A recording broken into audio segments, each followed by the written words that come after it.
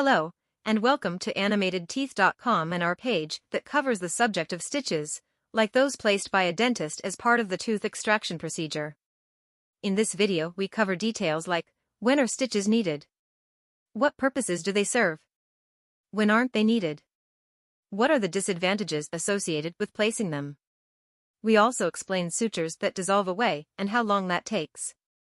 And, when do non-resorbable sutures need to be removed? By the way, the word suture is just the more formal term for the word stitch. As a starting point, we need to mention that there are two kinds of suture materials. Those that after being placed ultimately dissolve away on their own. These are termed absorbable or resorbable stitches. And then, those that don't and instead must be removed. The slang term catgut is sometimes applied to dissolvable sutures. This name reflects the fact that they are made from compounds derived from animal intestines. But besides just that, they can be made out of synthetic materials too.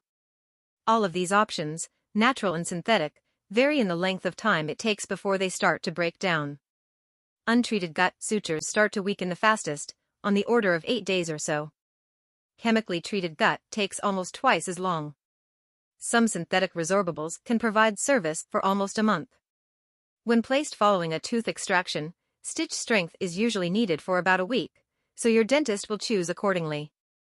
As far as what happens with them, over time you'll notice that the visible portion of your resorbable suture will start to break apart as it weakens. The section still in your gums will ultimately be broken down by your body. But that takes much longer than the service life of the stitch, on the order of many weeks, before it's 100% gone.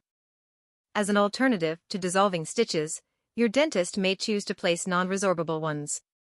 The classic non-adsorbable is the braided silk suture, although a number of other materials can be used too, like polyester or nylon. As their name implies, these types of stitches won't dissolve away on their own. They have to be removed. The usual time frame for doing so is 7 to 10 days following your extraction. So, what's the deal? Why would a dentist place resorbable versus non-adsorbable sutures? Well, with the dissolving kind you don't have to go back to your dentist's office to get them taken out. That's great for you. And since time is money, it's great for your dentist too. But non-resorbable threads have a reputation of being easier to work with. And they typically hold a knot better than their comparatively stiffer, adsorbable counterparts. Also, their knots tend to lie down as opposed to stick up, so they're less likely to be irritating to tissues or your tongue. Oh, by the way, how do you know which kind of stitches you have? Well, a different dentist could probably look in your mouth and tell at a glance, but you, on your own, probably can't. So, if you don't remember what you were told, you'll need to check back with your dentist because it's important that your stitches are removed if they won't dissolve away on their own. You might wonder why sutures are required after some extraction procedures, but not others. Most people would guess it has to do with tissue stabilization, and they'd be mostly right. For example, a dentist may raise a tissue flap so they can get at the tooth they're pulling. If so, when they're finished, they'll need to tack everything back into place using stitches. Actually, sometimes a formal flap hasn't been raised but the patient's gum tissue is still mobile, like where multiple adjacent teeth have been pulled. If so, the dentist might feel it's necessary to place a few stitches. It's their judgment call. Stabilization plays a couple of important roles. For example, anchored tissues will heal more quickly and predictably. Also, the edges of tissues can be approximated, as opposed to there having a gap between them that would take longer to fill in. And specifically positioning the gums, like in relationship to the teeth, can help to idealize the case's overall outcome. Probably less known is that sutures are sometimes placed to help control postoperative bleeding. The pressure they apply to the extraction site favors the clotting process.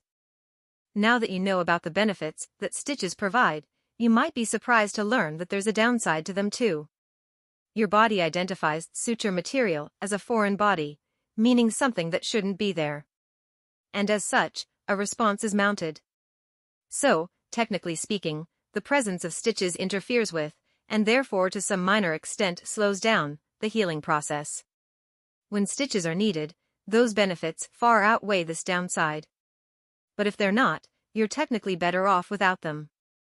Like we stated previously, Placing sutures is simply a judgment call that your dentist has to make. Well, that covers everything we promised. Don't overlook that there's a lot more information on this page than what we've covered in this video. So, give it a read. Goodbye.